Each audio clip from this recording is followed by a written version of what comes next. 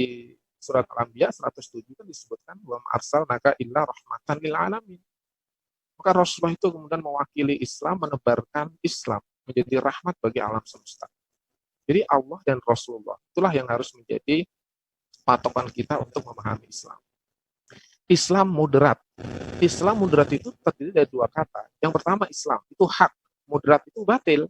Jadi Islam moderat itu sinkretisme. Berarti mencampur aduk antara hak dan batil. Karena Islam itu tidak moderat, Islam itu tidak liberal, Islam liberal.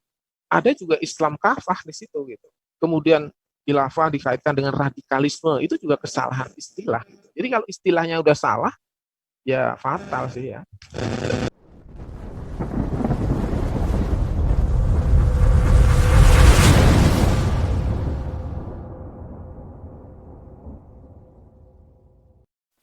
Jadi ini sebenarnya bagian dari Ghazal Fikr. Ya. Ghazal Fikr itu kan perang pemikiran. Nah, perang pemikiran itu ada juga turunannya yang namanya perang istilah.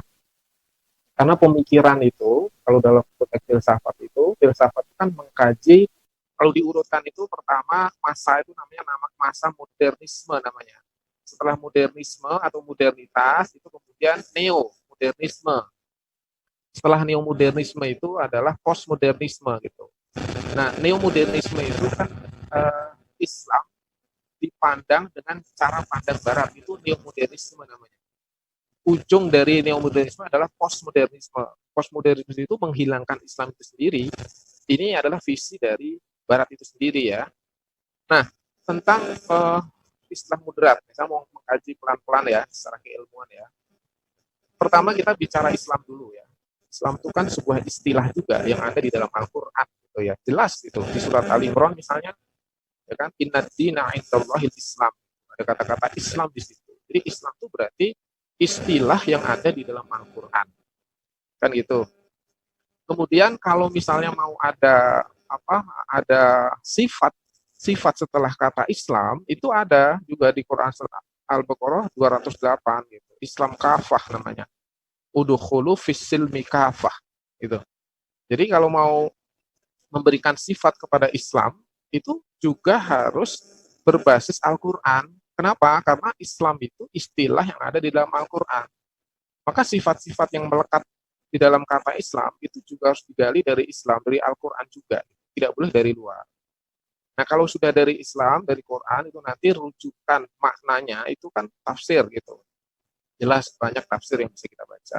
Bahkan Allah menegaskan ya kalau manusia itu mencari agama selain Islam gitu ya.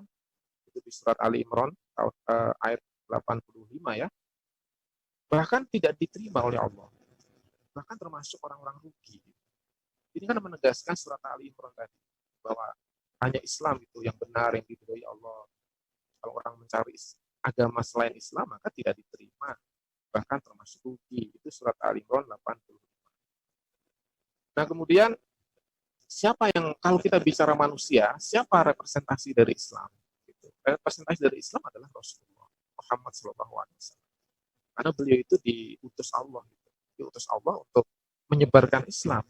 Nah, itu makanya di surat Al-Anbiya 107 kan disebutkan wa arsalnaka illa rahmatan lil alamin. Maka Rasulullah itu kemudian mewakili Islam, menebarkan Islam menjadi rahmat bagi alam semesta. Jadi Allah dan Rasulullah itulah yang harus menjadi patokan kita untuk memahami Islam. Nah, kemudian dalam Quran juga ada istilah lagi di Quran surat Al-Baqarah ayat 143 itu namanya umatan wasato. Umatan wasaton, umat wasato. Itu ada di surat Al-Baqarah 143. Jadi bukan Islam wasatiyah di dalam Quran, tapi umat. Ketika bicara wasatiyah itu dikaitkan dengan umat ya. Bukan agamanya, bukan Islamnya, tapi umat wasatiyah. Seperti apa umat wasatiyah? Di ayat itu sebenarnya dijelaskan beberapa karakter ya. Yang pertama adalah adil. Jadi umat yang adil. Adil itu apa? Tentu kita sudah tahu kalau kita bicara adil ya, kita merujuk kepada Quran lagi. Jadi timbangannya harus syariah, timbangannya harus Al-Quran lagi. Kalau adil menurut kapitalisme pasti beda lagi. Adil menurut komunisme semua sama rata, sama rasa. Itu kan komunis, itu adil menurut mereka. Kalau adil menurut Islam tidak. Seperti Islam yang disebut adil itu ketika menempatkan segala sesuatu pada tempatnya adalah pada ketentuan Allah gitu. Walaupun menurut akal manusia mungkin dirasakan tidak adil. Contoh waris. Waris itu kan menurut akal mungkin tidak adil, tapi itu ketika Allah menetapkan itu maka itu adalah keadilan. Kemudian yang ketiga itu menjadi saksi perbuatan manusia. Jadi umatan wasata itu menjadi saksi perbuatan manusia. Manusia di sini berarti secara umum. Yang keempat adalah di surat Al-Baqarah 143 itu disebutkan juga Rasulullah menjadi saksi perbuatan kita sebagai seorang muslim. Jadi nanti Allah, Rasulullah itu menjadi saksi perbuatan kita. Itu artinya umatan wasato itu jelas sangat berbeda dengan pandangan-pandangan yang selama ini yang cenderung diselewengkan dengan kata-kata moderat. Cuma nanti saya akan bicara moderat ya. Nah berikutnya di dalam Quran juga istilah muslim, mukmin, muttaqin, sobirin, ulil albab, itu ada istilah-istilah di dalam Al-Quran yang kita bisa membacanya, bisa merincinya, bisa mengkaji tafsirnya. Mukmin, muslim. Jadi kalau udah muslim itu orang yang tunduk gitu. Nanti ada hubungannya dengan istilah-istilah yang dari barat itu. Nah, karena itu Ghazul Fikr ini ya, yang namanya perang istilah itu adalah upaya memasukkan istilah-istilah barat ke dalam hasanah Islam. Sementara kalau kita lihat ya, yang namanya istilah dari Islam itu mewakili kebenaran. Kalau dari barat itu jelas mewakili kebatilan. Maka di dalam Ghazul Fikr ini yang namanya perang istilah itu ada namanya sinkritisme namanya. Sinkritisme itu mencampur aduk yang hak dan yang batil. Pada Quran surat Al-Baqarah 42 jelas melarang gitu ya. Wala talbisul haqqa bil batil. Jangan mencampur aduk yang hak dengan yang batil. Nah, dalam perang istilah ini justru yang terjadi itu. Yang terjadi adalah mencampur aduk antara hak dan batil. Meskipun hanya sebuah istilah. Saya kasih contoh misalnya. Islam moderat. Islam moderat itu terdiri dari dua kata. Yang pertama Islam, itu hak. Moderat itu batil. Jadi Islam moderat itu sinkretisme. Berarti mencampur aduk antara hak dan batil. Karena Islam itu tidak moderat, Islam itu tidak liberal, Islam liberal. Ada juga Islam kafah di situ gitu. Karena istilah moderat, liberal, radikal, fundamentalis, teroris itu semua dari epistemologi barat yang dia juga punya makna tersendiri. Jadi orang barat juga sudah mendefinisikan tentang moderat, liberal, radikal itu sudah didefinisikan oleh mereka. Karena kata-kata itu milik mereka. Maka mereka juga yang punya definisi, mereka punya karakter, mereka punya indikasi-indikasi dari kata-kata itu gitu. Nah, ketika itu kemudian disematkan kepada istilah Islam, itu maka menjadi rancu. Bahkan baru kemarin ya kita misalnya Dennis Regar menyebutkan anak-anak kecil yang menggunakan selayar tauhid disebut sebagai calon teroris, misalnya begitu ya. Terus Abu Janda membelanya, apa yang salah gitu. Itu jelas salah gitu. Karena dia menggunakan terminologi dari barat untuk memberikan sifat kepada Islam. Itu kesalahan fatal dari sisi intelektual. Itu. Nah, yang kedua itu misalnya muslim mukmin. Mukmin tidak mungkin teroris gitu. Sama, muslim tidak mungkin moderat, muslim itu tidak mungkin liberal, muslim tidak mungkin radikal, muslim tidak mungkin fundamentalis, muslim tidak mungkin teroris. Karena muslim itu sebuah istilah yang ada di dalam Al-Quran, di mana muslim itu adalah orang yang tunduk dan patuh kepada Allah Subhanahu wa taala. Patuh sepatuh-patuhnya, takwa setakwa-takwanya, hak tuqati. Maka disebut muslim gitu. Islam, orangnya disebut muslim gitu. Muslim itu sebuah istilah. Di situ ada maknanya, ketundukan kepada Allah gitu. Maka istilah jaringan Islam liberal itu sebenarnya secara istilah salah itu. Diganti misalnya jaringan Muslim liberal, salah juga itu. Secara filosofi salah itu. Yang betul kalau mau jaringan orang liberal, nah, boleh tuh. Silahkan tuh diganti tuh. Harusnya kalau mau diganti orang liberal. Gitu. Jadi jangan menggunakan Islam liberal atau Muslim liberal. Itu nanti secara epistemologi salah. Artinya juga bermasalah. Nah, kemudian beberapa isme kalau kita lihat ya dalam perkembangan di negeri kita, misalnya tahun 2005, itu kan sekulerisme, liberalisme, pluralisme itu sudah dinyatakan haram oleh MUI. Jadi yang disebut isme-isme itu karena itu buatan manusia. Jadi buatan manusia jangan disematkan kepada Islam, itu konsep dari Allah. Ada komunisme, ateisme, feminisme, macam-macam. Isme itu banyak sekali di situ.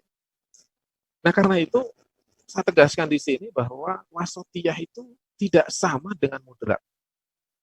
Sama sekali ya, wasatiyah itu tidak sama dengan moderat gitu.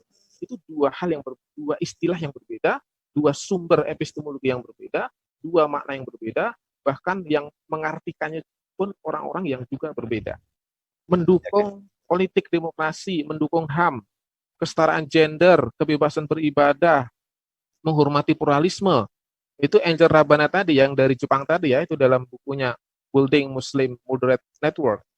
Nah, pengertian moderat Angel Rabasa ini tidak bisa dijadikan acuan. Kenapa? Sebab moderat dalam pikirannya tidak lain adalah pemikiran liberalisme. Ia menjadikan gender equality, kesetaraan gender dan pluralisme sebagai standar moderatisme.